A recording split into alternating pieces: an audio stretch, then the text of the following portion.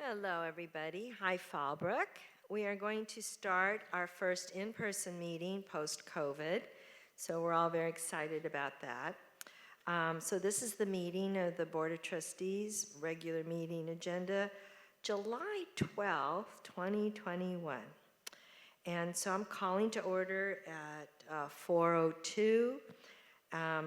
We are in the PAC at Fallbrook Union High School at 2400 South Stagecoach Lane in Fallbrook, California. So at this time, I'll announce we're going to have a closed session, and these are the items that we'll be discussing: public employment discipline, dismissal, and release.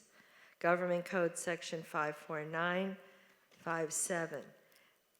Then we have B, the conference with legal counsel pending existing litigation, and that one is Government Code Section 54956.9D and 1. And then the third one is conference with labor negotiations, Government Code Section 54957.6. And underneath that, we have district negotiator, our superintendent, Mrs. Ilsa Garza Gonzalez. We have employee organizations, FHSTA and SEIU, Local 221. Then the third one is unrepresented employees, classified management, certified management, and confidential employees. Then the last one is public employee performance evaluation for our superintendent. Opportunity for members of the public to address the board on any item described in this agenda for the closed session. Opportunity will be granted later for open session items. This is under Government Code Section 54954.3. Does anybody want to make a comment? Hearing none, we'll close the session at 4:05, and we'll be back at, do we open at 5 o'clock? 5:30. Thank you very much.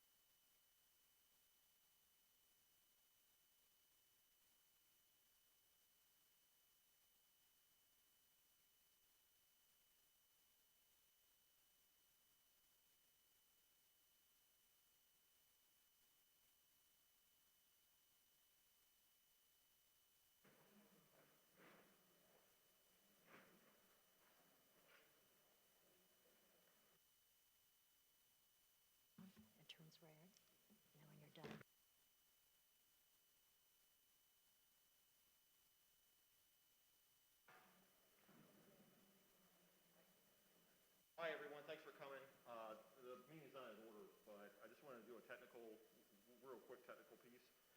With the mic here, just to not spread infectious disease, you don't have to be right up on it. If you're right here, the board can hear you just fine. You don't have to be, you don't have to worry about getting it all up in your face, okay? So that's the point. Thank you.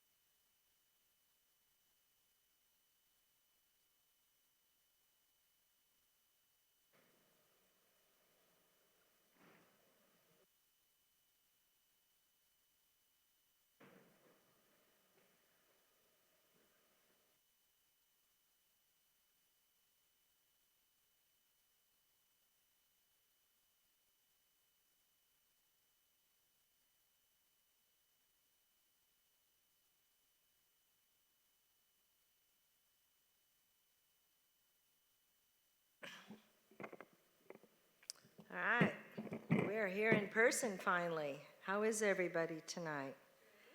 Yeah, this is the Board of Trustees regular meeting agenda for July 12th, 2021. And we're going to start out with our flag salute. Oh, it's over here. Would anybody in the audience like to be our leader? I see Chris back there. That you? Come on up.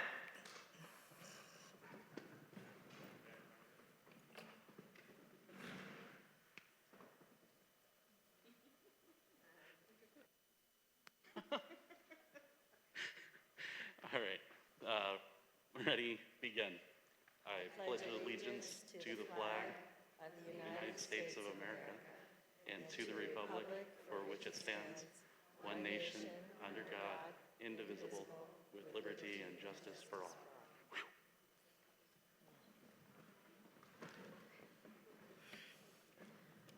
All right, Fallbrook, we got real people in the audience. This is like a brand new system here in the big room. So we're at the PAC, what we call the PAC, our auditorium. And I'm going to start out with the roll call for the Board of Trustees.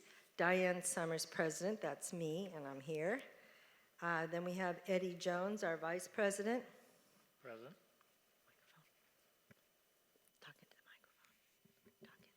Present. Thank you. Hear you better. Ilana Sterling, Clerk. Present. Thank you. Oscar Caralampio. Present. Thank you. And Lita Tavish. Present. Okay, she's our trustee. Two trustees, Oscar and Lita. They're our trustees.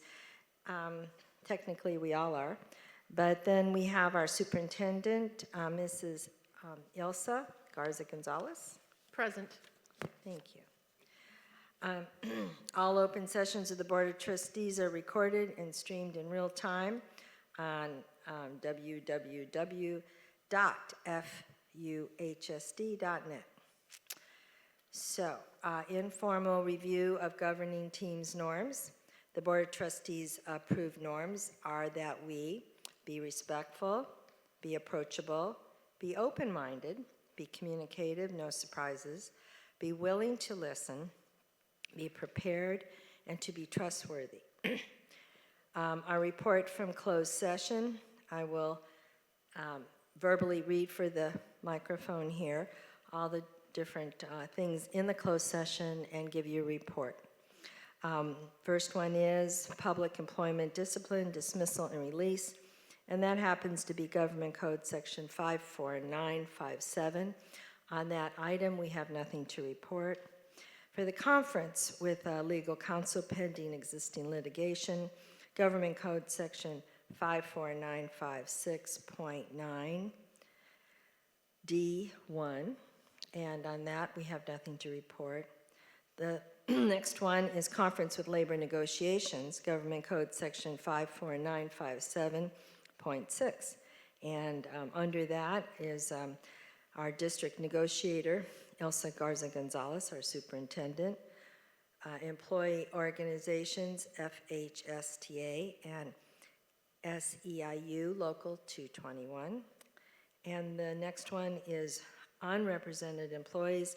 That includes classified management, certified management, and confidential employees. The last one is public employee performance evaluation for our superintendent. And on the third one, the conference with labor negotiations, we have nothing to report. And we have nothing to report on our evaluation at this time. So that brings us to our agenda, that the board adopt the agenda for the regular meeting of July 12, 2021. I need a motion for that, please. I move that the board adopts the agenda for the regular meeting of July 12, 2021. I second. Thank you. So that's Tabish and Carlampio. So any discussions or concerns? Hearing none, I'm going to ask for a vote. We'll start out with, we go alphabetically with this, so we start out with Mr. Carlampio. Aye. Thank you. Mr. Jones? Aye. Thank you. Ms. Sterling? Aye. Thank you. Ms. Summers says aye. And Ms. Tabish? Aye. All right. Our next section is public comments. Please be advised that this agenda item is provided to allow members of the public to make suggestions or identify concerns about matters affecting the district. The Fallbrook Union High School District Board of Education encourages and invites the public to comment on agenda or non-agenda items. Individual speakers will be limited to 3 minutes. Okay, total public input on any one subject will be limited to 20 minutes and may be extended on the discretion of the board president. Comments on non-agenda items will be heard at this time. Comments on an agenda item may be taken at this time or when the agenda item is discussed by the board. Speakers will be called in order of topic and when card was submitted. The district silence should not be mistaken for agreement with public comments. Rather, the board remains silent to comply with California law, avoid legal entanglements, and/or to protect the privacy of those involved. Please be assured any serious allegations have been or will be investigated thoroughly. Any responses from the board will occur during board member comments. So, we got our timer going. Is it going to be in the back? So our first speaker is Chris Potter with a band update. Come on up, Chris.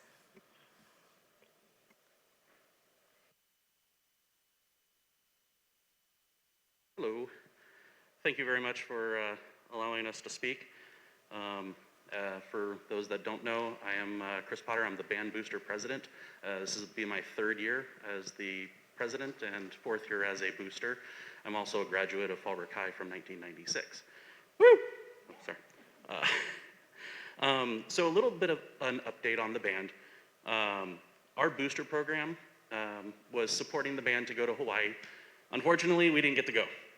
So we got to the fantastic joy of refunding $39,000 to all of our families. We got that all done earlier this year, so that's a done deal, wrapped. And all of our families should be kind of made whole, even though the booster program basically had to fundraise to make that happen. As such, outside of that, the boosters have been working on a scholarship program. And this year we had $2,000 allocated to 2 students, one for guard, the color guard, and one for the band, the music program. Through an anonymous donation, we actually were able to give away $4,000, $1,000 to each student. So we got 2 guard students and 2 band students. That was a lot of fun to be able to see their eyes and do that. This year, we're going to have about 100 students in the program. This makes the band and guard the largest we've seen in the last 7 years pre-COVID. So this last year in COVID, we actually had more students, but through moves, COVID issues, we're seeing a little bit of a downturn. With that, because we're large, and I can't see the timer, so I don't know where I am, but we need instruments and coaches to be able to do this.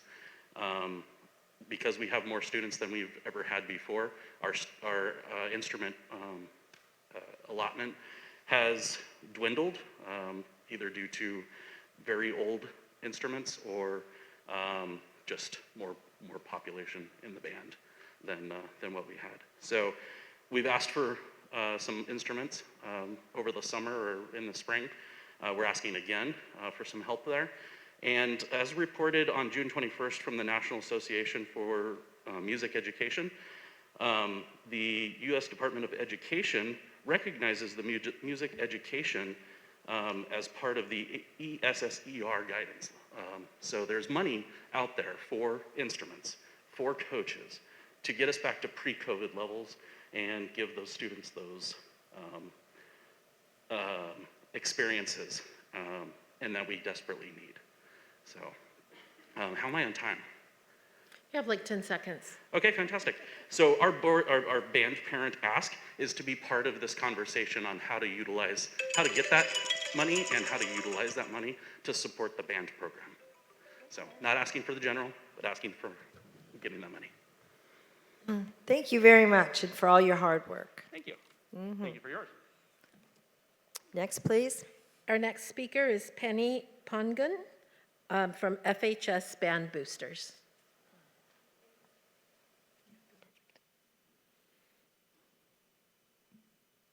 Hello, I'm going to follow up on what Chris just mentioned as far as the Band Booster program. I'm Penny Pongun. I have a son who's going to be a junior this year. I have been the vice president of the Band Boosters for the past 2 years, and this year I will be the treasurer. So our band program consists of the marching band, the concert season in the spring, as well as the color guard. We also provide support, the Band Boosters, for the winter color guard and the winter drum line as well, which happen in the spring season. Our marching band, both the guard and the band, provide the marching season, which is in the fall. Our competitions start in October, but we are practicing. We actually have our band camp coming up at the beginning of August. So our season will run from August through the beginning of December. And in order to have that program, we do need coaches to provide the movements that the kids make on the field. We also need coaches for each of the different instruments, for the different section leaders. And that takes a lot of time to be able to do that, especially with now looking at a large band of over 100 students. We need multiple coaches. And we really feel that art and having music in our schools is still vital. It's vital for these kids to have an outlet, to have a group that they can depend on and become a family throughout the whole year and through the season. In addition to the request for instruments that need to be replaced, that are broken, the instruments also have to have cases, and in order to protect the instrument. So our cases are in very much disrepair. We need to replace cases, handles. Students are getting cut on their hands from the handles that are ripping and breaking off. We have exposed bolts and things that are holding them together. Duct tape is holding our cases together. They're very much in need of repair. We have seen other programs get new equipment or new, we got a new football field and things of that nature, but our program, since at least since I've been here, and I think for Chris and Mr. Lee, our band director, it's been over 7 years since we've had new instruments. And again, we are very much in need of those. And through the ESSER program, we are asking for us as parents and the Band Booster Board to be able to be stakeholders in those conversations, to how do we create the programs that are already there and enhance what we already have. Rather than starting new programs, we really want to build our championship band, which has been leaders in our San Diego community for many years. So thank you, I appreciate it. Thank you for your time. Thank you. It's always good to hear about what's going on with the band. Next, please. Our next speaker is Marcia Flowers regarding transparency.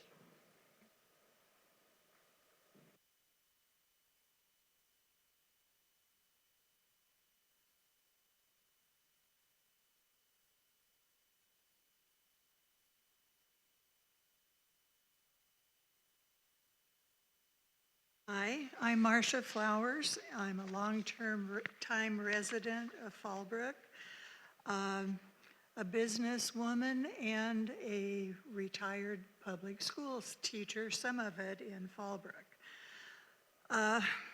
We live, unfortunately, in a time when many Americans have lost trust in many of our institutions. They don't trust Congress, the nightly news media, social media, and unfortunately, many of them are starting to suspect that our schools are not on the up and up. This hurts me because of my background, and I would like to see that changed. It's happening because there are many stories on the internet about critical race theory being taught under the guise of ethnic studies. There are also stories about sex education classes having inappropriate lessons for kids in school. We've heard about the stories. We don't know whether they're true, and because many people don't trust the news, it's hard to know where to turn to get the right story. Parents and teachers and people in the community truly want to trust you. We know that you came into this job, which has to be a thankless one at times, with the best of intentions. But without the trust in today's climate, there has to be something done to improve the trust that parents need to have in order to send their kids to school. Homeschooling is growing at the present time. Within the last 4 years, I think I read it had grown tremendously, like fourfold. I have some suggestions. Invite representatives from the PTA, the Village News, maybe others interested, to come to teacher in-services. Provide copies of new curricula like the new ethnic studies, K-12 curriculum that people can get copies of. I would love to see, instead of you're on one side and we're on the other, I would like to see discussions between school board and community members, like maybe an informal town hall where we could meet each other, know what everyone's goals are, and learn to be team members. We're on the same team. Is that possible or is it illegal? Somebody just mentioned that there's a law against you responding. So you can't tell me if it's illegal because I asked a question? Apparently not. Okay, thank you for your time. We take notes. Thank you very much for your report. Next person, please. Sherry Weishar, lack of communication is the topic.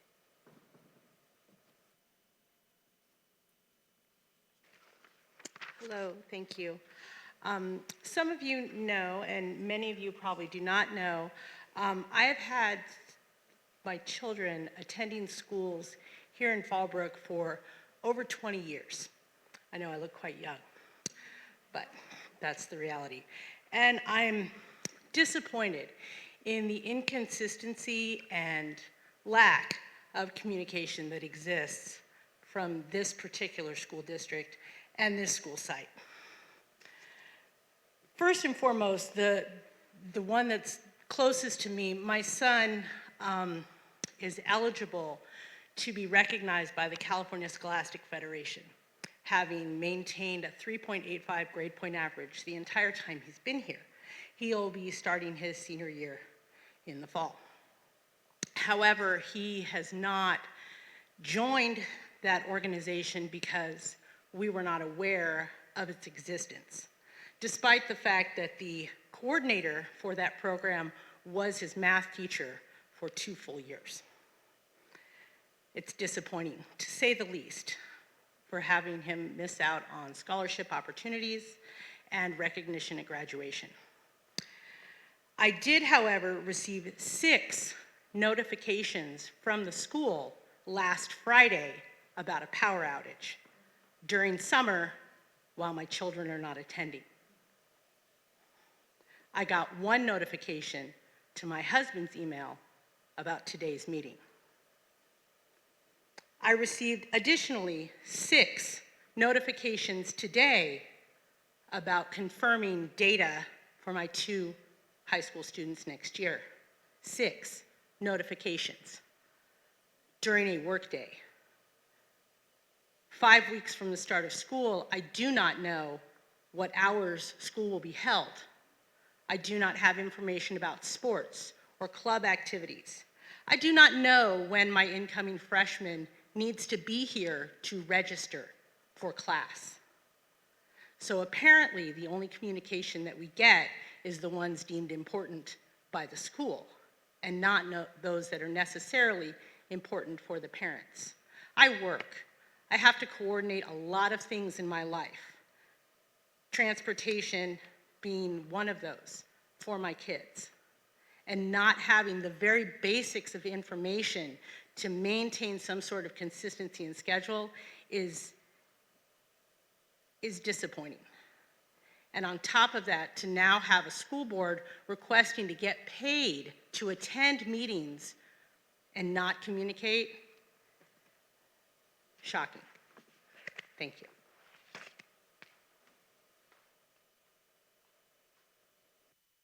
Thank you very much. And may we have the next guest, please? Judy Willis, the topic is an opinion. Board, is our country systematically racist?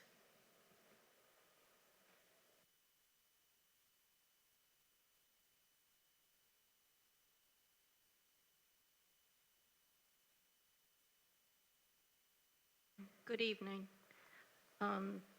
Since this board is responsible for approving what curriculum is taught in our high schools and also the activities that are implemented, I think the public should know your standing concerning the topic of systemic racism in our country. Do you believe this is a fact, that this country is systemically racist? I request your opinions be voiced during the comment session or next board meeting be put on the agenda. Thank you for your time. Thank you. Our next guest, please. Mary Featherstone, on the subject of equity and equality.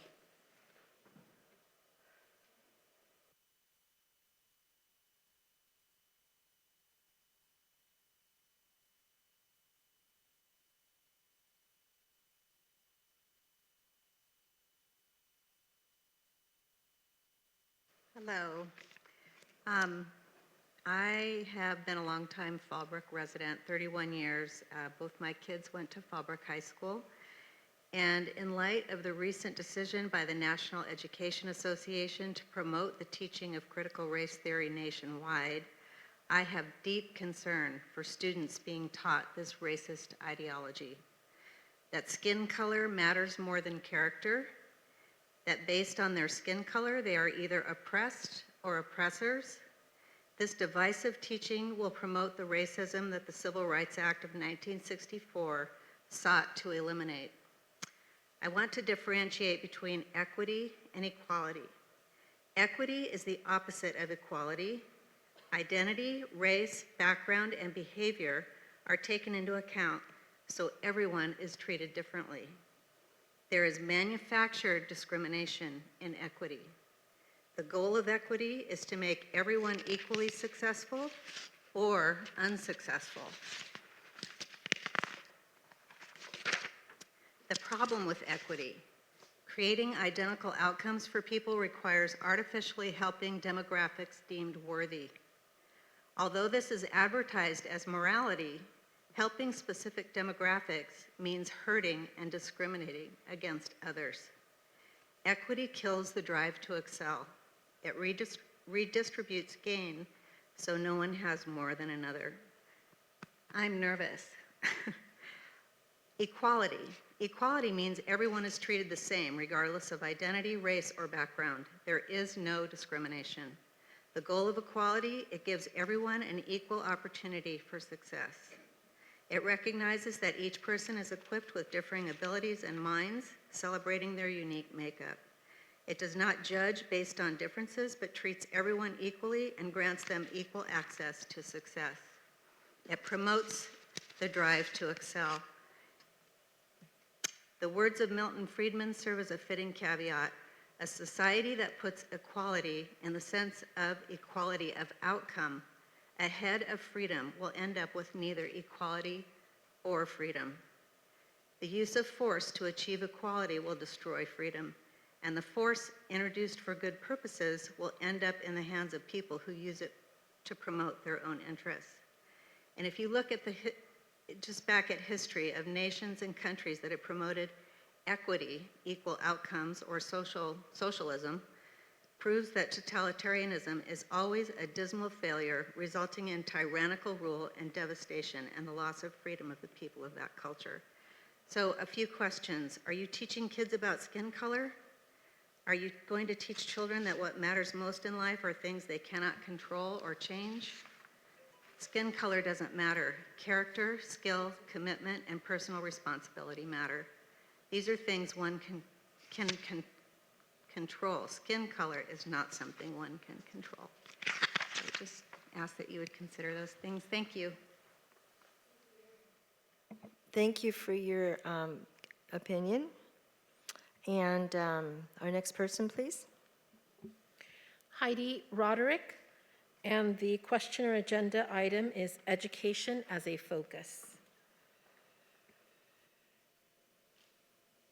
Hello, my name is Heidi Roderick, and I had a senior graduate this last year. I have an incoming 11th grader. It's going to seem a little odd, but I'm going to tell you about my family vacation. My grandfather passed away this last year, and he was Creole.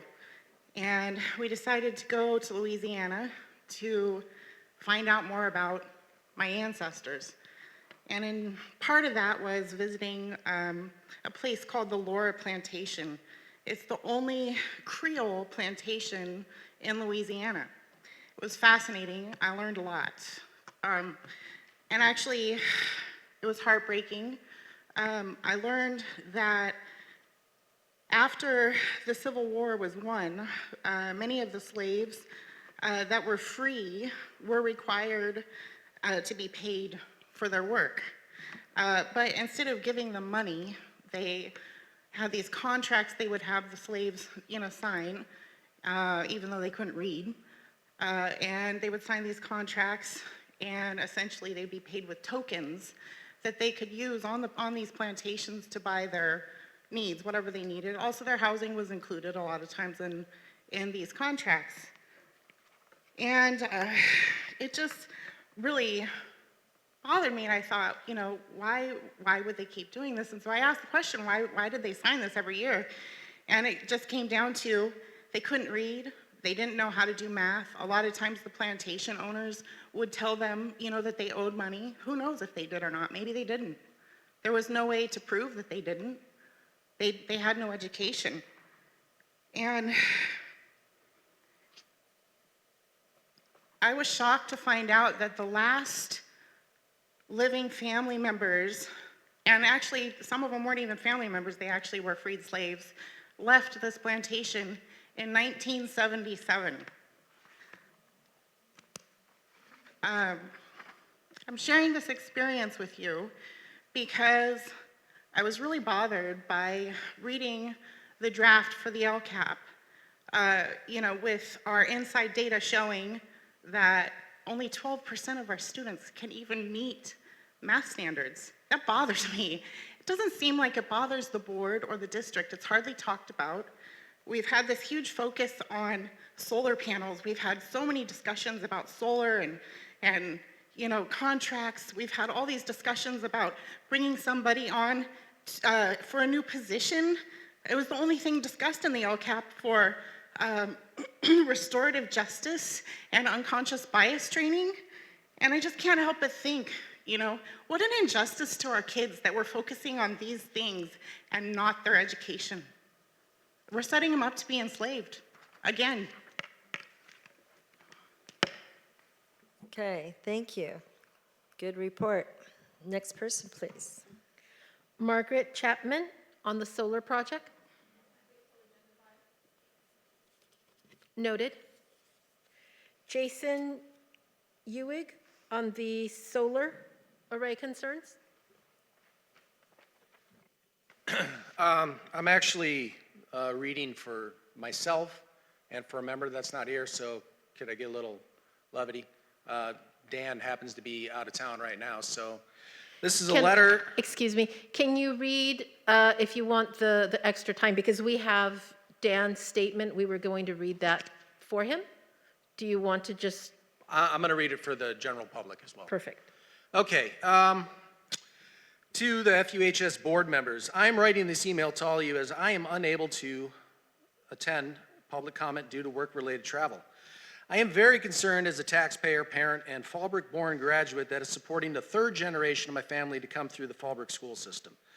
The multi-million-dollar solar project is creating concern amongst many parents that is no longer within the initial contract award footprint, and the initial footprint steals away usable land for current and future students.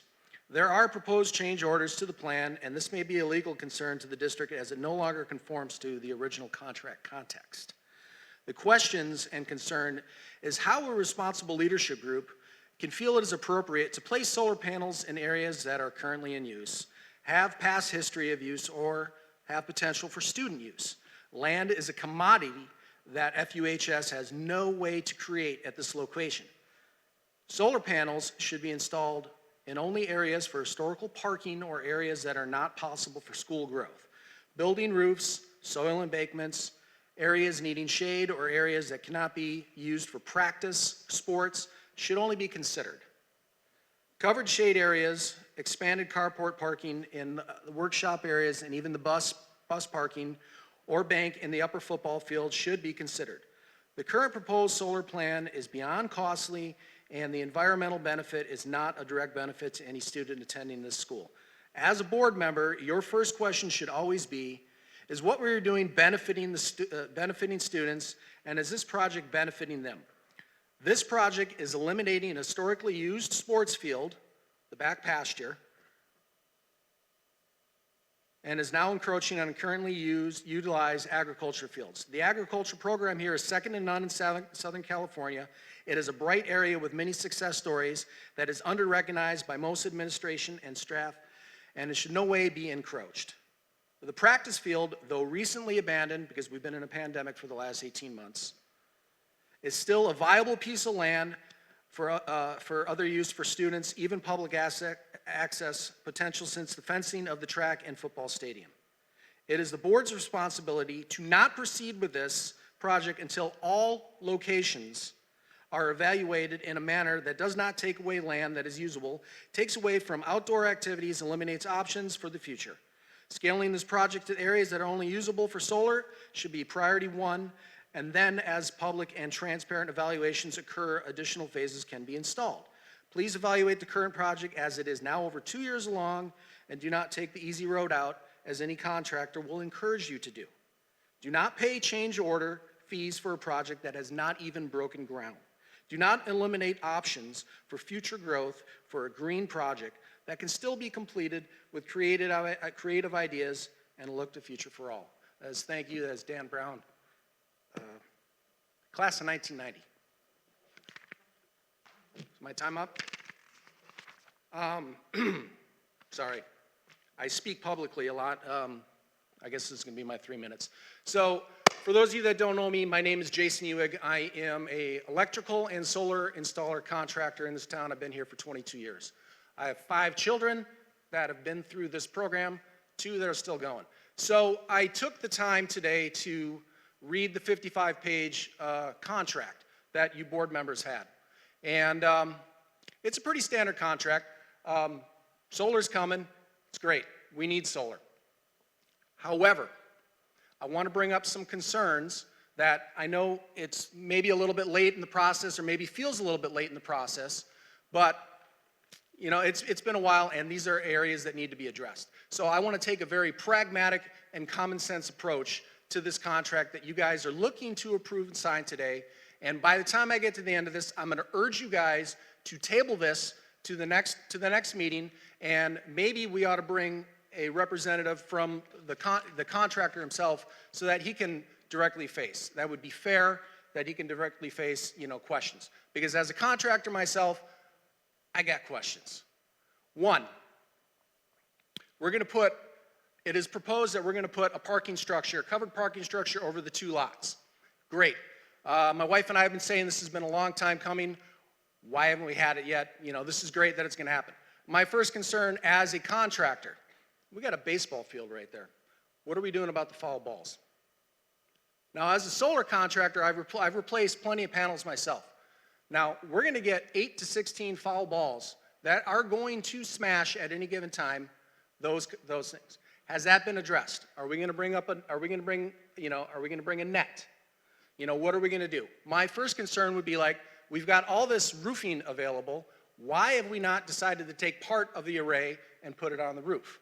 That's 1.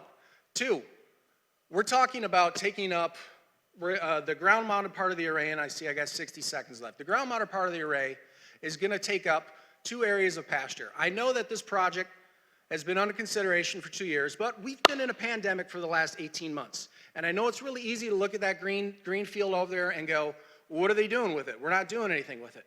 Well, historically, it has been used for girls lacrosse.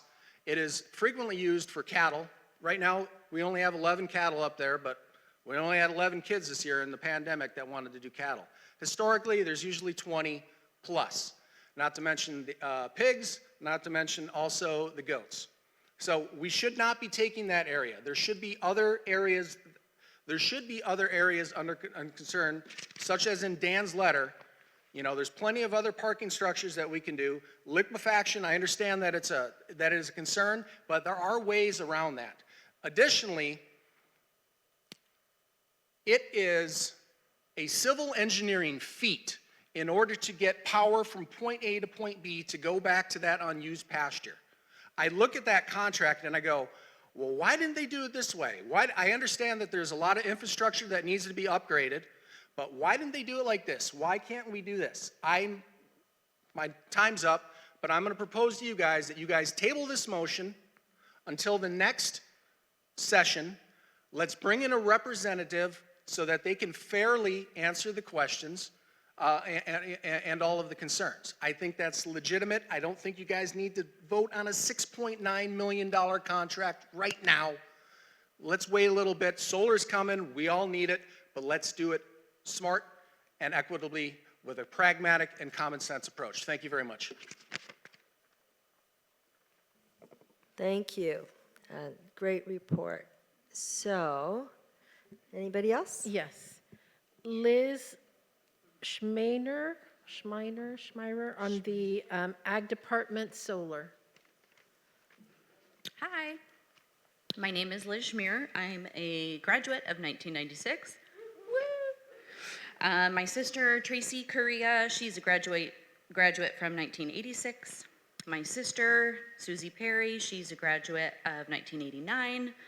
And my late dad, Rod Robertson, graduate of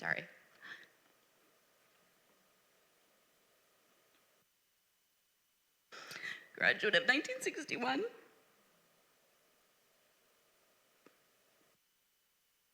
He's rolling in his grave right now, so this is why I'm here. And my daughter, Emily Schmier, she is going to be your 2021-2022 Fallbrook High School ASB president, who I'm sorry couldn't be here to speak. What do we all have in common? We have all grown up at that ag department. It's so disappointing that on this agenda, you're going to vote on applying for this new agricultural grant, and then in the same turn around and take that ag land to put your solar project up. Fallbrook is special. I think everybody at that table in front of me knows that. We represent a large part of the San Diego agricultural community. If you want this farming community, this town, this school to be against you anymore, because apparently nobody likes you guys, sorry to break it to you, this is gonna be the way to do it. Except for Mr. Jones, sorry. I'm telling you to find another solution, because this one isn't it.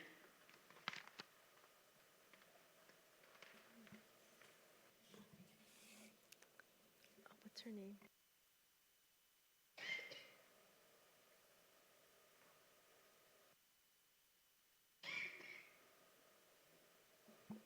Ms. Schumeyer, thank you very much for your heartfelt report. Next, please. No more public verbal comments?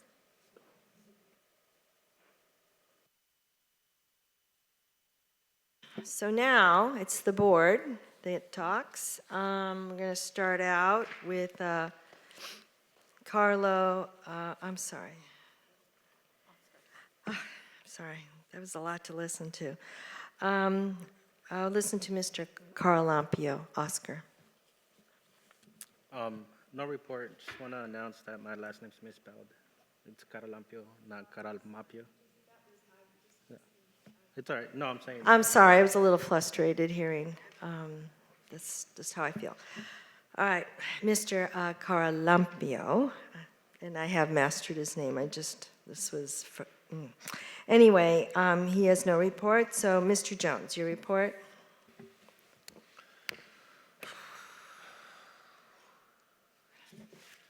Yeah, thank you everybody for the comments. Thank you for your concern and for doing the best you can to let us know how we can do better. I've been talking to a lot of board members the last week or so on a lot of topics.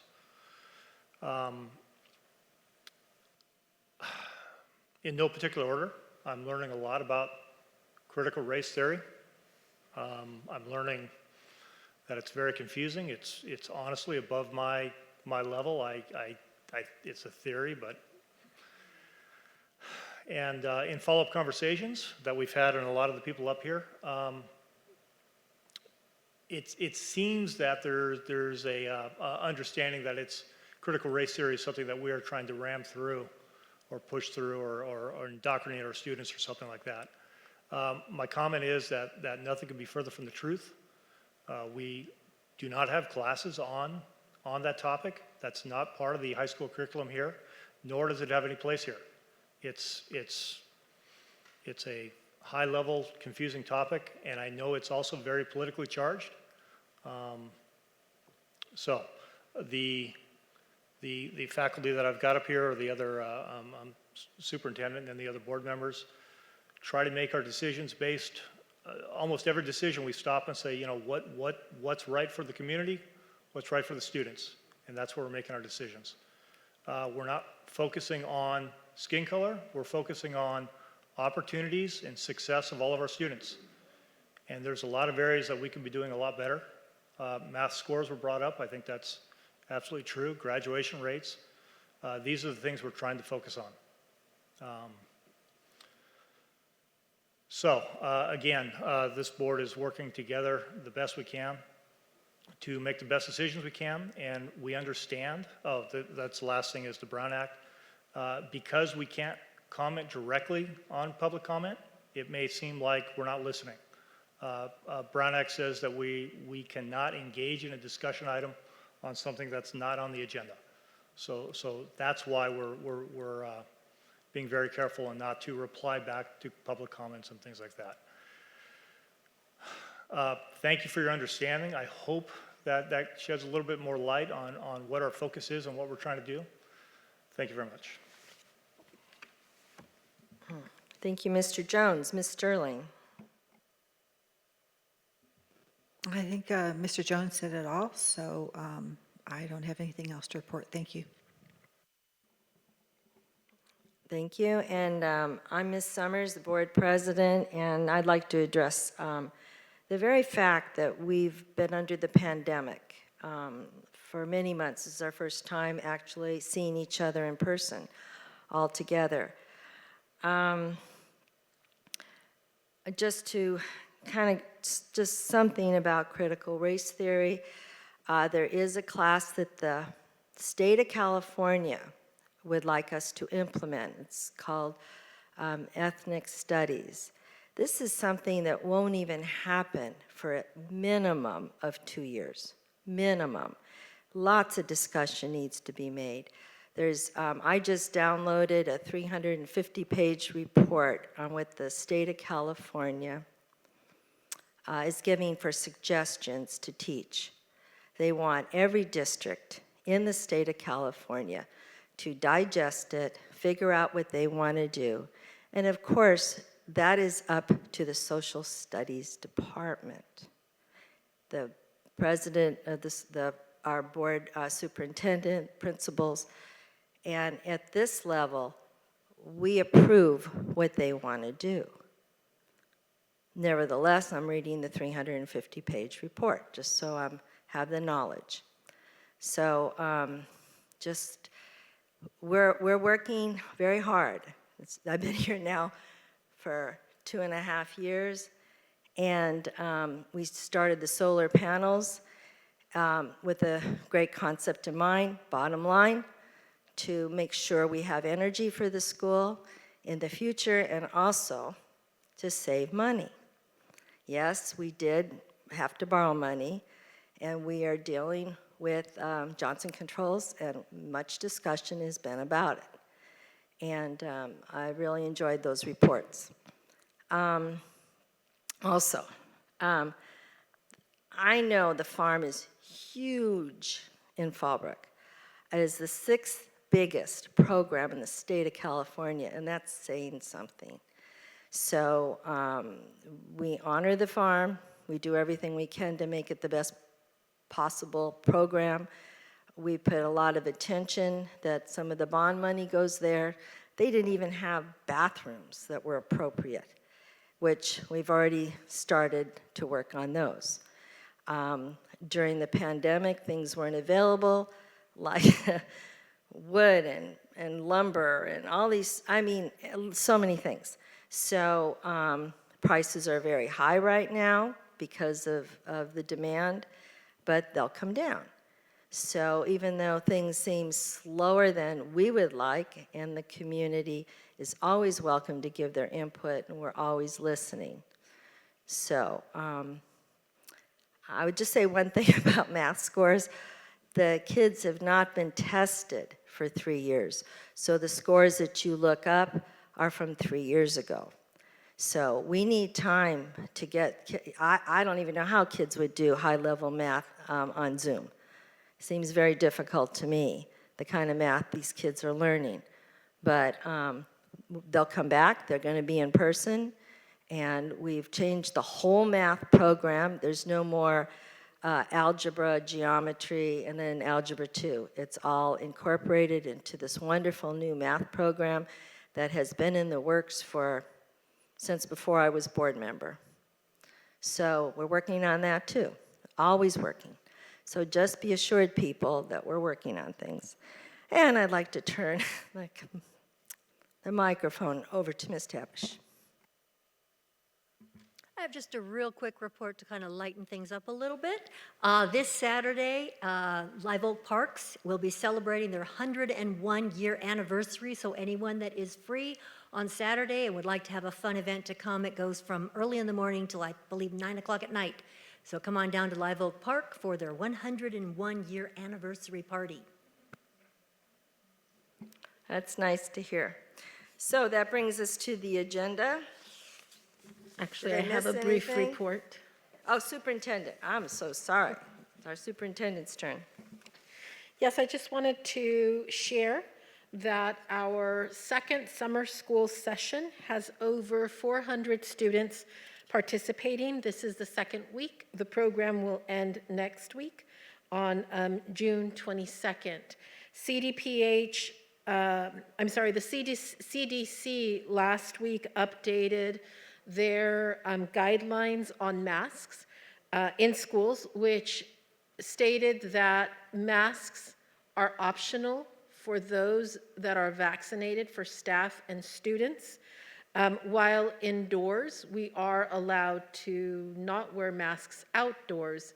But the CDPH, California Department of Public Health, which are the rules that we follow, has stated that they will continue to require masks indoors for students and staff at least for the start of the 2021-2022 school year. CDPH will also be providing updated guidance to schools, so that will be available to you at the next board meeting.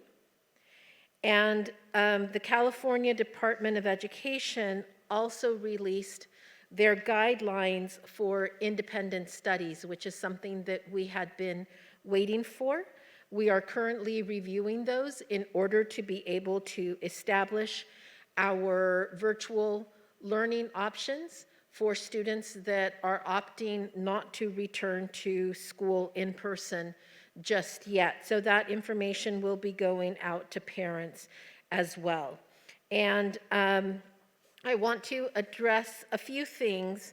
As I've stated tonight with the mask wearing and the independent studies, we are bound by certain laws, both federal and state, because we do receive federal monies, and we are bound by the education code. And it is the education code that changed what we are to offer, what we're obligated to offer in our health courses. As far as the ethnic studies course is concerned, we do not currently offer the course at Fallbrook High School, as our board president stated. That would require development of the curriculum. It would require participation and approval through our instructional council, and it would require board approval.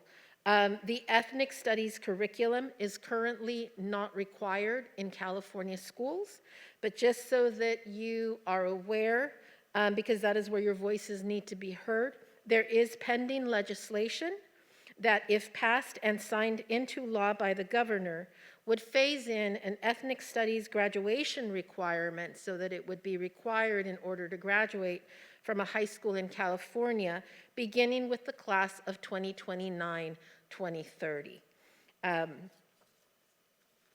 And I also wanted to clarify that, yes, we are making many upgrades to our ag facilities. They are not being paid for by bond monies.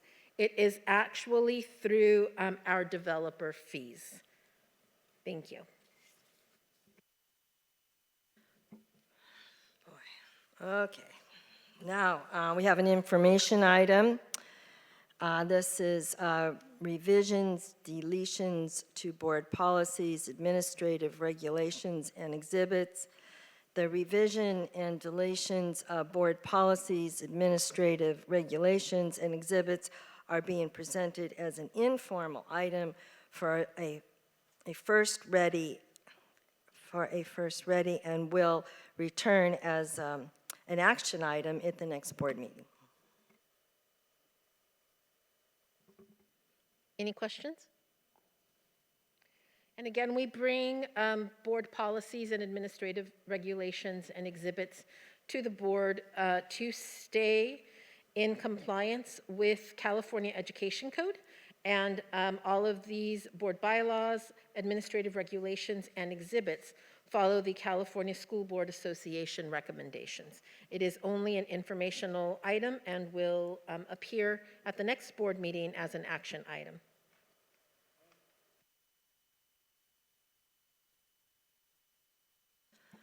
All right, action item number 2, revisions to board bylaw and exhibit 9250, remuneration, reimbursement, and other benefits. May I have a motion, please? I move that the board approve the revisions to the board bylaw and exhibit 9250, remuneration, reimbursement, and other benefits in the second reading as presented. Thank you. I'll second. Thank you. So that was Tabish and Jones. So at this time, I'm going to ask for any clarifications, questions, or comments from board members. Yeah, I want to share, I think I was in the meeting when a former trustee brought this up a while back, and I want to reiterate what he stated, that something that I agreed with. He stated that it was a privilege to sit here for 4 to 5 hours with closed sessions without pay. Now, this is so discouraging for a lot of many hardworking parents, single parents, who would like to become board members, but cannot afford to lose 4 to 5 hours voluntarily. Now, for a lot of people, $240 may not seem like a lot, but for a single household income or a parent from a single household income, that could be a bill that could be paid. Now, the elections are coming up. What I'm stating is that, you know, we should give everybody a chance to run, and folks from, again, single working households, sorry, a little nervous, but you know, this could encourage them, and then hopefully we could have some strong potential board members that you know, that could file for a campaign. So with that, I vote yay. Thank you. And anybody else? I don't believe we've called for the vote yet. Correct? No, It's I still know. discussion. No, I'm Okay. asking if anybody else has a comment or question. Nobody? I do. There's been some concern about the benefits that board members get, especially when it comes to health care. Ms. Medford, could you explain how the bylaw is explained was to me? Thank you. Yes, the board members would be entitled to the same health benefits as current district employees are, which is on the certificated side, they are 55, up until 55 years old if somebody wanted to retire. They are then eligible for the medical benefits for 10 years until they reach 65, which is the Medicare eligible age. On the classified contract, it's 55 if you have 15 years of service, 58 if you have 10 years of service. So that's it, and the benefits are not any better for the board members than they are for the certificated or classified staff members. Ms. Mefford, I would like to make one correction. The board bylaw states very clearly that board members who elect to participate shall pay the full cost of premiums, so they don't even receive the amount that we pay into our employee benefits. And that was effective starting in the 2008-2009 school year.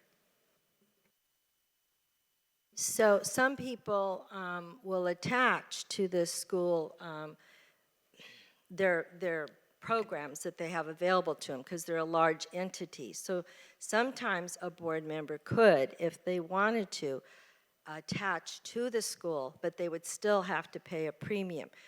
Could be anywhere from what it costs for a single person to a family. It ranges anywhere between maybe $700 to $1,500 a month that they have to contribute because the school district doesn't pay anything into that. And so that's what it really is. It's deceiving when you read this because it looks like, you know, you get all kinds of health benefits to be on the board, and you really don't. You can attach if you want to. Some people do that. And there's nobody on this board that I know of, but they always have that opportunity. Anybody coming next year, we could have done that up till now if we wanted to, any of us. That was okay. But back in 2008, when we had the stock market fell and everything was in such a mess and the state had very little money, the board at the time decided not to take the money. That was their decision. But it is in the bylaws. So for me, as an example, when I ran for the board, I saw it in the bylaws and I thought I was going to get $240 a month. And I'm retired and on a fixed income, so I was surprised. But nevertheless, I've been here for 2.5 years anyway. So, you know, it's just time to bring it up. So that's pretty much my comment on it.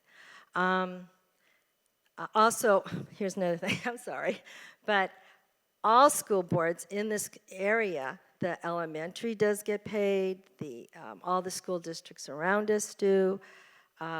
It's just something that's being done. Here it was unusual, and it's in the law to do it, and so all this time they should have been, or we should have been offered it. And it also mentions in the bylaw that you can choose not to take it if you don't want to. So there you are. But because of what was voted on in 2009, it's been on hold. So I'm going to, unless anybody else has any comments or questions, do you, Mr. Jones? I'm just trying to get a little clarification of where we were before this. Is this, the compensation for board members, is this something that is in the bylaws that should have happened, or where were we before the language that we have here? So it is actually in education code, where it states that board members can be reimbursed for the time on the board, and that reimbursement or the stipend that is received is dictated by Education Code 35120. So for a school district of our size, it's based on student population, it is $240 a month. Previously, before this was brought to the board for revision in, let's see, the last time that it was looked at was in 2011, in September of 2011. The board at that time felt that they did not want to receive the reimbursement and took that out of the board policy because it is optional, but it is allowed under the law. So we are now adding the language in that board members may receive the $240 stipend that's allowed by Education Code, and that board members who do not want to receive the payment can choose not to be compensated. And if a board member misses a meeting, they would not get the stipend for that month. Thank you. Excuse me, is that clear to everybody? Okay, then I'm going to go ahead. Any other concerns or questions? And I'll give it a second. Okay, hearing none, I'm going to call for the vote. Mr. Caralampio? Aye. Thank you. Mr. Jones? Aye. Thank you. Ms. Sterling? Aye. Thank you. Ms. Summers says aye. And Ms. Tavish? Aye. Thank you. Passes 5-0. All right. Then we'll go to action item number 3. Revisions to job description, athletic trainer. May I have a motion, please? I move that the board approve in the first reading the revisions to the athletic trainer job description as presented. Thank you. I second. All right. We have a first and second from Tavish and Caralampio. And do we have any questions or concerns with this item? I do. Okay. Is this position going to be a change from classified to certificated? No, the position will continue to be a classified position. Our job description was outdated and did not meet the qualifications that are outlined by the National Athletic Trainer Association, which requires athletic trainers to have a master's degree. Our job description required a bachelor's degree, and therefore the pay was considerably lower. We had a job vacancy for an athletic trainer since October. As everybody knows, we offer a wide variety of sports, and it is crucial that we keep up to date with industry standards, and that is the reason for the change. So the only things that are changing, if you look at the attachment, is we have removed supervises the security of the locker room. That is the responsibility of the coaches. We've updated training and experience to match that of the National Athletic Trainers Association, and we've also changed the salary range from a 13 to a 22 so that we are competitive with the industry and nearby districts, and we're requiring a master's degree, which most athletic trainers have. If they're certified, they have a master's because it's required.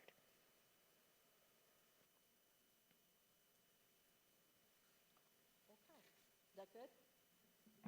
Anybody else? Okay. Let's go ahead and call for the vote.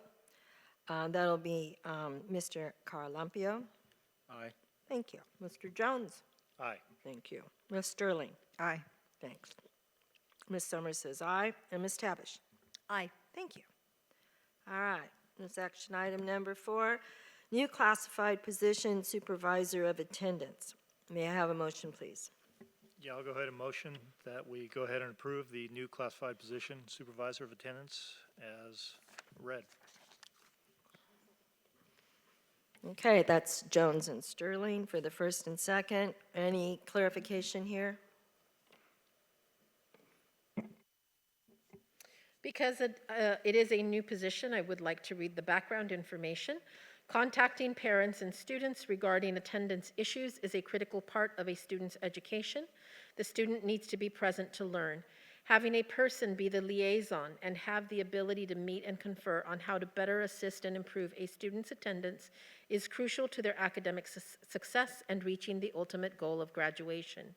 The new job description addresses the duties of the supervisor of attendance and how they will be working to improve a student's attendance. Communicating and meeting with parents and students having attendance difficulties will be helpful and improve academic grades. The position will be paid with supplemental concentration funds with a cost of approximately $49,563 for salary and benefits including average medical of $29,052 for a total of $78,615. This new position assists the district in meeting the needs of all of our LCAP goals.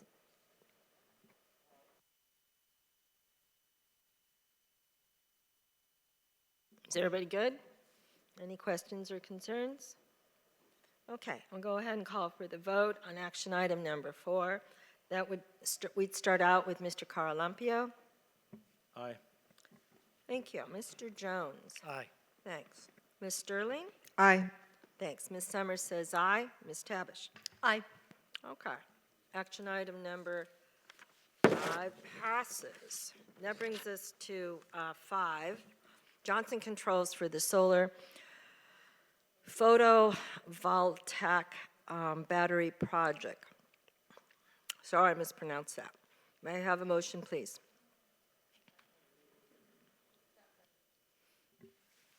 I'd like to go ahead and raise a motion to discuss this item. Okay, so you read the whole thing that it says underneath there. I go ahead and motion to That the board? that the board approve the updates on the changes to the Johnson Controls. Okay. May I have a second, please?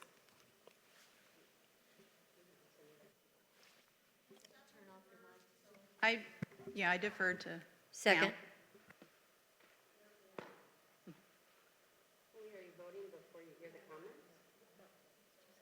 Okay, we have a first and second. Now it's time for Okay, comments. I Yes. apologize. But this is a person from the audience because are you representing Jocelyn Controls? No, I am No, not. this is Mrs. Margaret Chapman. She is Sorry. one of our agriculture teachers, and during public verbal comments, she asked to table her Oh, comment until the agenda item was thank you. brought up. Thank you. Okay. Good evening, school board members and Superintendent Mrs. Garza Gonzalez. I am here tonight with concerns and questions pertaining to the solar project change order that you will be reviewing and voting on here this evening. For those in the audience that may not know, I am one of the 3 teachers in the agriculture department and have been here at Fallbrook High School for over 20 years. Recently, it has come to our attention that the solar project that we were told would have little or no impact on the agriculture department has now been expanded to be built over 2 of the 4 pastures we have in the back portion of the department. We understand a change was made back in September from the original plan. However, we were never informed. Had we known, we would have come to you much sooner. In years past, we have found uses for these pastures grazing our student-managed goat herd, student beef projects, and growing vegetables. With the hiring of an agriculture teacher less than 2 years ago and the adoption of our advanced floral design and advanced environmental horticulture classes, we have developed ideas on the development of student-based projects for the use of those pastures to increase student engagement in our agriculture program. We certainly hope that you can see the value of hands-on opportunities that will increase student connection to the campus, needed more now than at any time. Future plans include the designing and implementation of a potential cut flower area and vegetable garden, all plans that have been on hold due to the pandemic. Our department is wondering, have other locations been considered that will not impact students or potential student-based projects? It is my understanding that due to the inability to utilize carports in the junior parking and thus reducing energy production, that the number of panels in the agriculture area was increased. Can other parking areas, such as the district, Oasis parking lots, student parking on Winter Haven, or even the open field east of this district office used during graduation parking, be utilized to compensate for these extra panels? We are hoping that you consider tabling this agenda item and looking for alternative locations for additional solar panels that will not encroach upon any more of the agriculture facility. We strongly encourage you to look at the overall impact of this project and its potential detriment to student engagement opportunities. Thank you for your time and consideration to this important matter. Thank you for your comment. Does anybody on the board want to make a comment concerning Johnson Controls at this time before we make the vote? I'd like to speak to the representative from Johnson Control.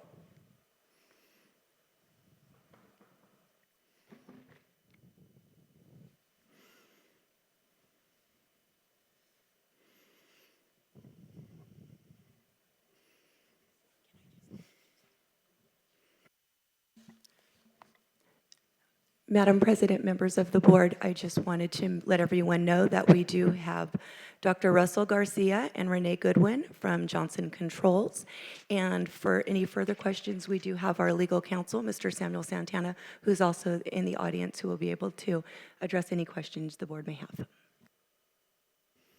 So you have proposed that the elementary district take over those 2 meters, or 3 meters, I'm sorry, that they are utilizing that has been under the payment from the high school district.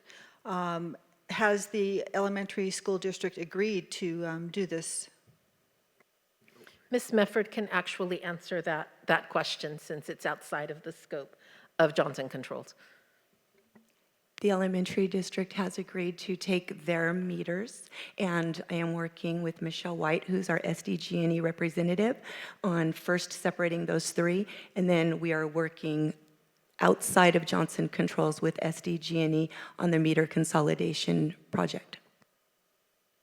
Okay, I have other questions, such as we're going to be paying $35,443 to $37,601 for your consulting fees. But then again, on page 28, it says that we are also going to be paying for the hourly wage for any consulting person that comes out to work on our units. So what is it? Are we paying a flat fee, or are you paying a flat fee plus paying for their salaries? I'm sorry, can you repeat that? On page 28 of your document, it says that we are going to be paying service fee for consulting and service fees. We're also paying their hourly wage while they're here.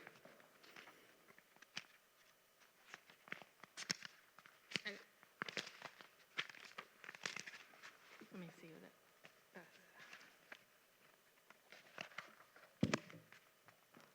Page So I think- 27. So I believe that is, and I would have to go back and double check and to answer your question directly, but I believe that is the breakdown of what the hourly rate is. So Can you speak into the speaker? I cannot hear a thing you're saying. I said, I believe that is an hourly rate for the total amount, but I would have to go back and review the contract specifically to that particular item.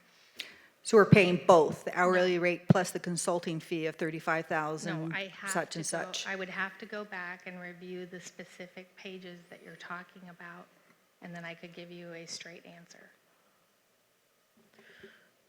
Mr. Santana, since you've been working with the contract, do you have any clarification on that particular item?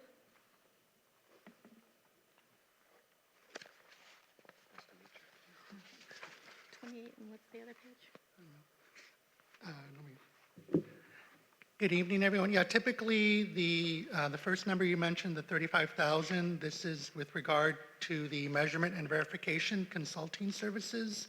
So the scope of that work is after the improvements are completed, you would contract with JCI to provide, I believe it's 3 years of measuring and verification services to make sure that you're meeting the verification, for them to verify that you're meeting the savings that are proposed in the agreement. So that 35,000 is for measuring and verification, providing reports, providing you with the data that you need to verify the savings. And typically the hourly rate that's associated with that would be if there's some work that needs to be done, if there's damage to the equipment or that type of thing, then you would pay for the hourly rate. So as someone mentioned earlier, I believe there's a baseball field nearby or something like that. So if after the project is completed, there were to be damage to the equipment that would need to be fixed in order for you to be able to reach the savings that are proposed, then at that point, JCI would typically charge their hourly rates to fix that damage.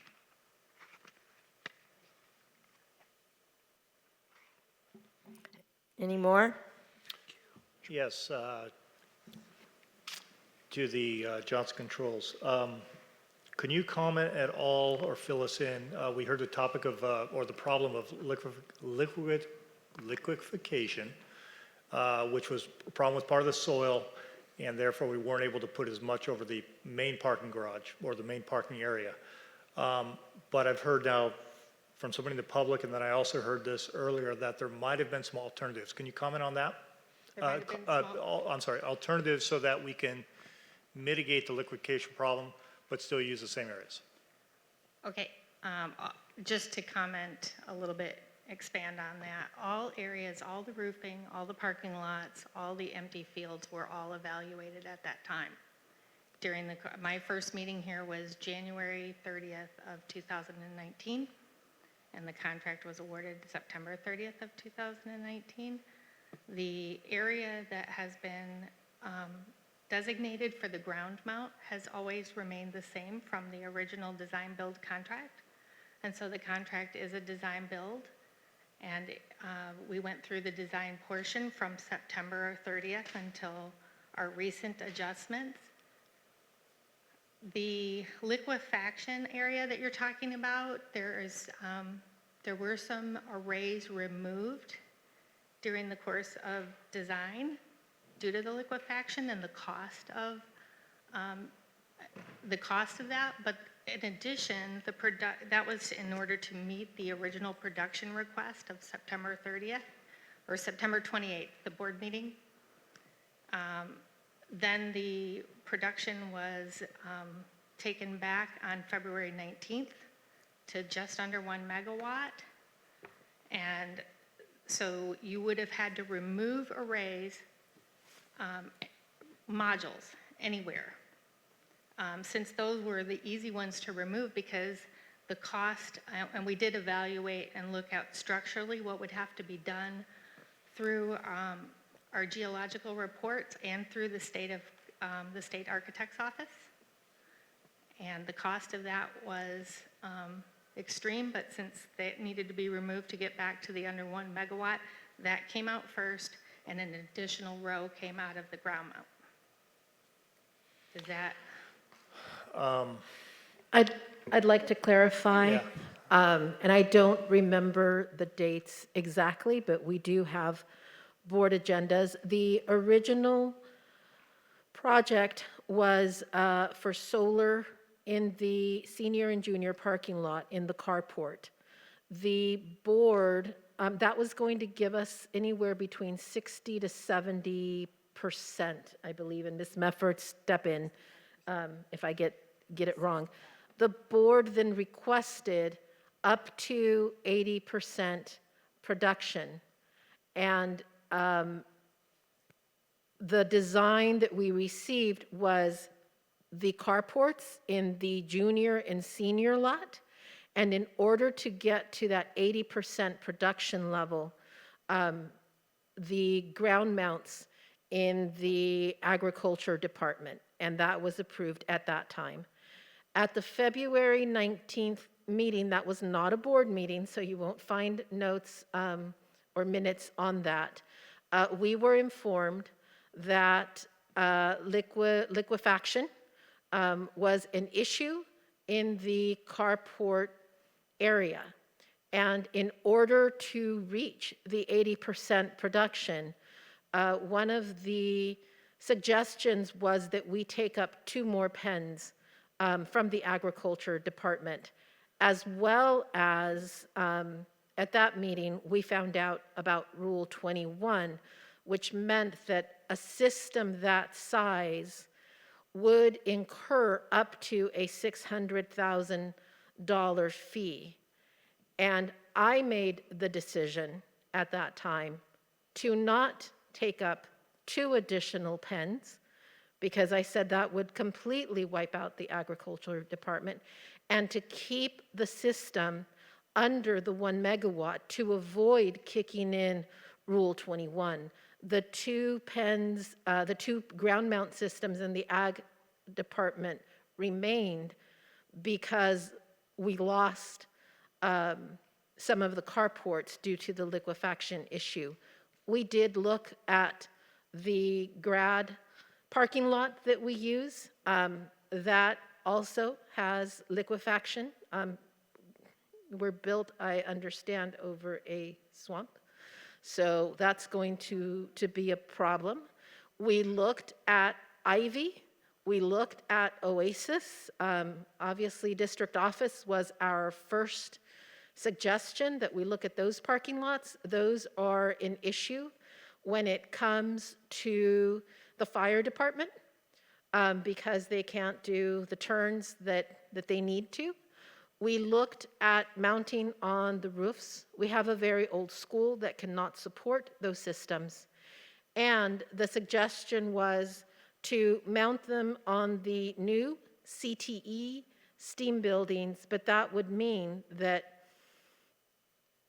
the 400s would have to first be modernized before we put the solar up, which those won't be modernized for probably another two years, Ms. Mefford? And the new STEAM building is even farther away from that. So we did look at all possible options, but the main goal, at least for me, was to stay under Rule 21 and not kick in another $600,000 fee for being over 1 megawatt. Okay, thank you for that clarification. Actually, I'd like to go back to the ag teacher. Regarding the pens, and we also heard earlier about a place that used to be used for lacrosse training. My question is that old field that we used to use for lacrosse practice, is that currently being used for agricultural pens, or are the pens separate from that? Okay, so I don't know if we're on the same page, but there are 4 pastures that I consider part of the agriculture program. And then there is an area past that, which is where the bulk of the solar project has been. So lacrosse, I don't know. I'm not a lacrosse coach. So if they've been playing, it's been outside of our area. It's been in that back area, which was originally where I thought the solar project was. Yeah, so I think we're talking about the same thing. I'm sorry, Mr. Jones, if we could ask for input from Johnson Controls or our attorney or Ms. Mefford or myself, if you would like to follow up with a meeting with the ag teachers, we can do so. But the board can only ask questions, interact with JCI and Mr. Santana or the people that are here. Understood. I apologize. Thank you. Okay, so any other questions from the board to Johnson Controls or to our attorney?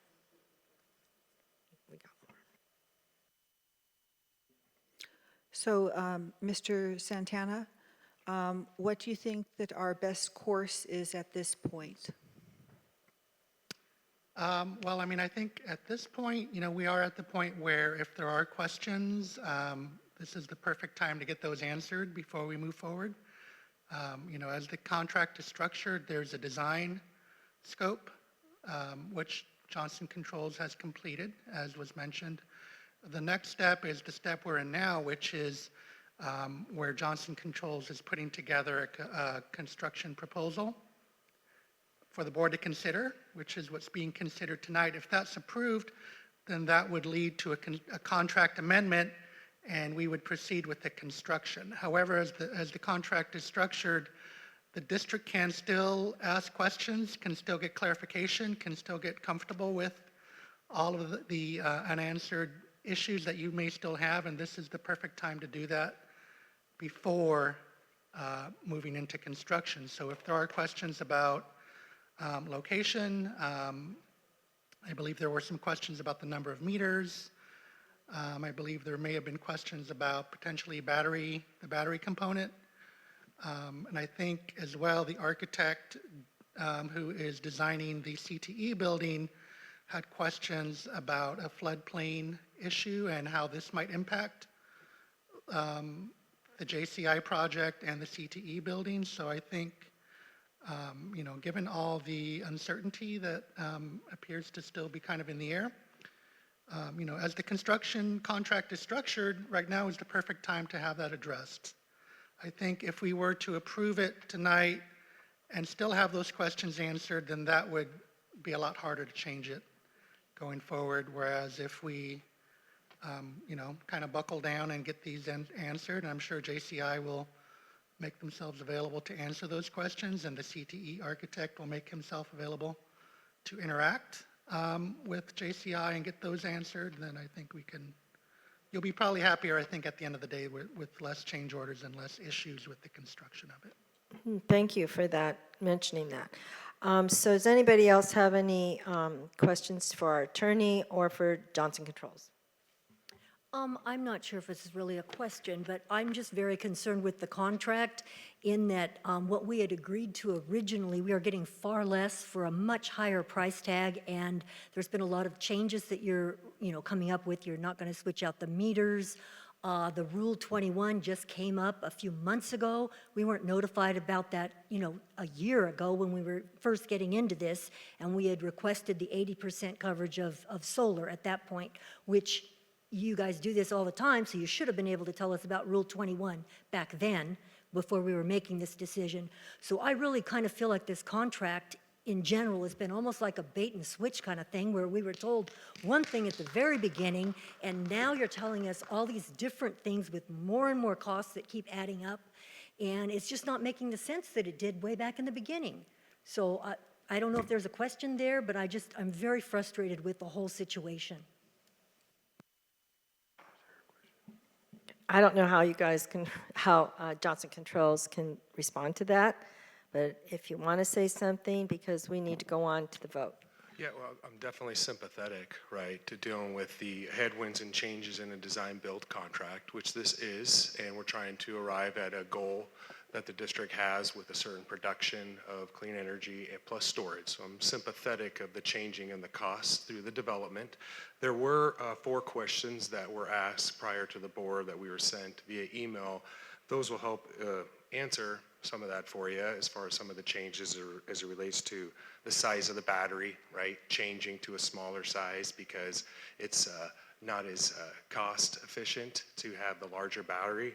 So actually went from a 300 kilowatt hour battery to a 1087 kilowatt hour battery. But what ended up happening is we got a 4-hour battery instead of a 2-hour, and this battery size configuration it yielded the most savings for the cost. So that's always what we're trying to do, is figure out what the lowest cost is around the design goal. As it relates to the metering, did we look at reducing the number of meters, meter consolidation, and is that still happening? No. Rather than consolidating the meter, we did an analysis and presented to the staff, where it was concluded that it was more financially advantageous for the district to just do a rate change on those existing meters. And there was a couple of clarifying questions as it relates to our execution and delivery of the project, as far as tying progress payments to the work instead of time. That's pretty typical on a draw schedule, being tied to project scope and not just a time frame. So yes to that answer. And then will we have access to purchase statements from JCI suppliers? I don't see why not. We provide these in an open book pricing like we've done here for this contract. So really transparent with the cost, and we were able to keep the escalation costs through from the start of this at 4.5% when our other projects are around 16%. So we had a lot of wins along the way to save money while trying to get to the production goals of the district. And I do want to clarify that we have not committed to moving away from the meter consolidation. That would happen if, that would be part of the vote tonight, but that decision has yet to be made. Could I also address? I did not see a discount in the contract for not doing the meter consolidation. It seemed like the contract price went up instead of down when you're no longer going to be doing the consolidation of the meters. I don't understand that part. And then the other thing is, I would like to understand a little bit more about your pricing of the access road. You would price that at like $490,000 to do an access road, and then we were able to get a bid for $43,000. And so I'm wondering the buffering there. I mean, how much padding is going on with these different contracts? Can you explain the road at all? I mean, on the price on that?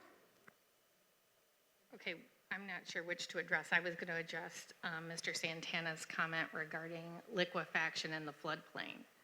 And I don't know who the other architect is, but I do know that that was all addressed during the course of design.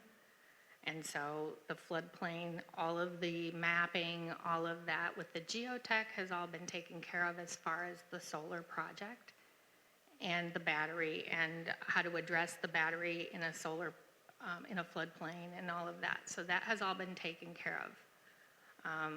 With regard to the road, we provided a quote, the quote that we received to the district and to substantiate what we had.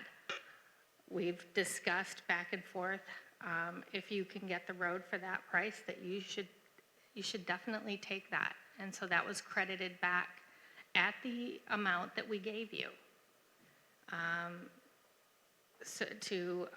Because our quote that we got was substantially higher. And that was provided to the district at that time. I'm trying to think of what month that was, but it's been probably 4 months ago. Okay, I think But a that, progress, and to add on to what Russ was saying, because I am the operations leader, I start at the very beginning. So I was here for the very first meeting, and I'm here up until the very end. So I've been a part of all of the discussions regarding, can you put it on the roof, and what the structural issues are with the Department of State Architect for putting it on the roof, for discussing liquefaction and floodplain. And all of that has been discussed and documented throughout the course of design. So it has all been addressed. The documents have been turned in for the carport to the state. They've been approved. So the carports are ready to go at any time. I did double check with the architect this morning to talk to him about the ground mount and the battery. It is under review. They anticipate that they'll have red line comments back by next week and be scheduling an appointment for back check. all right, thank you. And anything else? We're good? Do you have anything else to say? The only other Doctor? thing I would add is that I did also discuss if there were any changes, could we address those in back check, or would we have to do a CCD? And he said either option is available. Okay, do you have anything else to say before you leave? Only that, we know that the costs are rising for equipment. And last month, we took a hit on the solar. It was about $30,000 that we're mitigating on behalf of the district because we're trying to, hit the original targeted price. So those are some of the costs that we've been able to mitigate on behalf of the district. And I also wanted to say to the attendees, very sympathetic to the ag space. My wife's in ag, so I'm gonna have a lot of explaining to do when I get home. But we definitely believe in these type of clean energy projects and worked well with the district to do our due diligence here for cost, space, scope, and delivery. So thank you, President. Thank you very much. Thank you, thank you. My goodness, lots of stuff here tonight. I think it's time to go ahead and call for the vote. And we're listening to our attorney, and to vote on this means we go forward, or if we don't vote for it, it means everything's on hold. And there we are with that. So I'm going ahead and call for the vote. We'll start with Trustee Carlampio. What's your vote? Nay. Thank you. Mr. Jones? No. Thank you. Ms. Sterling? No. Ms. Summers says no. And Ms. Tabish? No. Ah. Yep. Okay. And needs more work. So now we'll hit the consent agenda. All matters listed under the consent agenda are considered by the Board of Trustees to be routine and will be enacted by one action. There's usually no discussion of these items prior to the time of the Board of Trustees votes on the motion unless members of the board request specific items to be discussed or deleted from the consent agenda. May I have a motion, please? I move that the board approve as presented the consent agenda. I second. All right, so that's Tabish and Sterling. Any questions, concerns, or anything? Okay. Just Here- want to clarify that I said nay, not yay. So that was a no on Yeah, we got it. action We got 5. it. We heard you. So let's go ahead and call for the vote for the consent agenda. So that's Mr. Carlampio. Aye. Thanks. Mr. Jones. Aye. Good. Ms. Sterling. Aye. Thank you. Ms. Summers says aye, and Ms. Tabish. Aye. Okay, so consent agenda passes. That brings us to organizational matters. This is the appropriate place in the agenda for members of the board to request the superintendent provide further information regarding items discussed at this meeting, or request that new items of business be placed on future agendas. Does anybody have anything?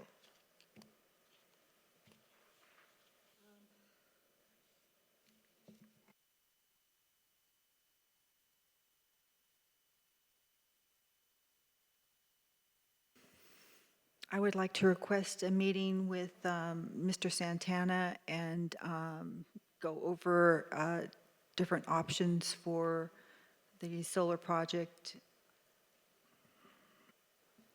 So if I'm understanding correctly, you would like a special board meeting on the solar project? Yes. Okay. Is the rest of the board in agreement? Yeah, I think that would be a good idea. I would also like to ask to have a couple of different solar companies coming in to give a bid to see what it's out there, since there's been so many changes.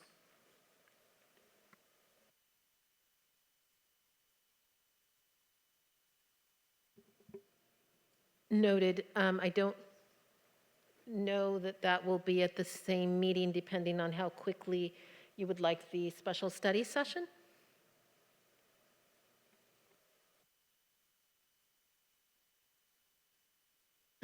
We might end up doing more than one.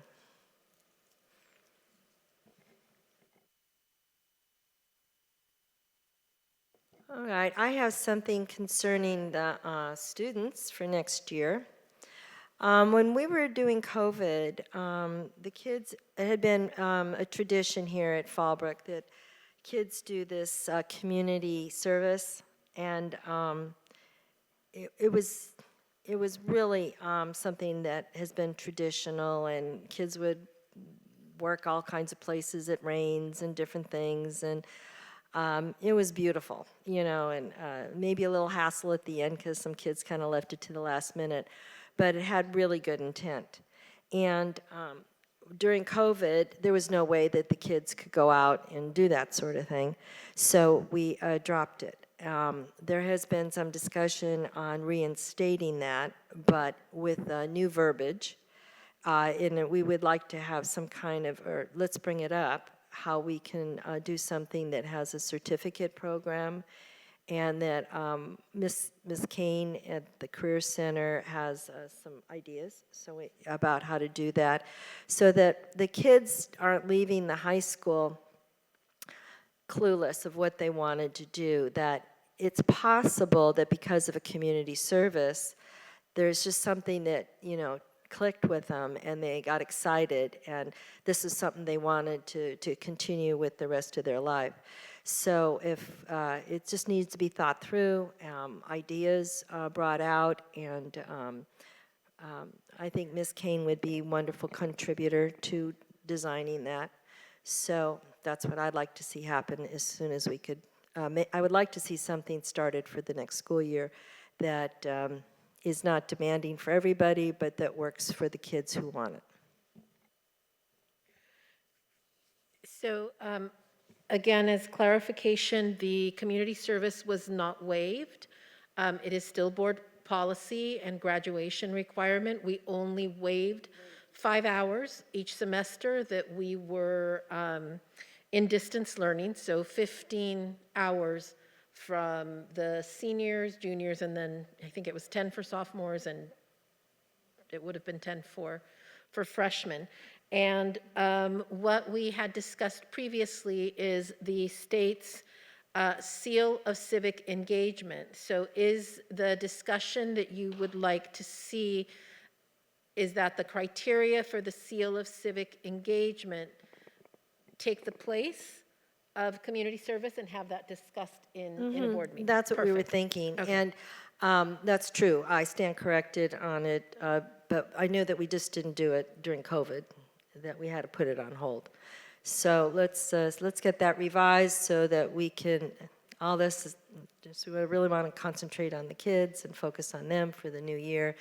with something very positive. Anything else? Okay, so there being no further business to come before the board, the regular meeting of July 12, 2021 was adjourned at 7:15 by Diane Summers, the board president.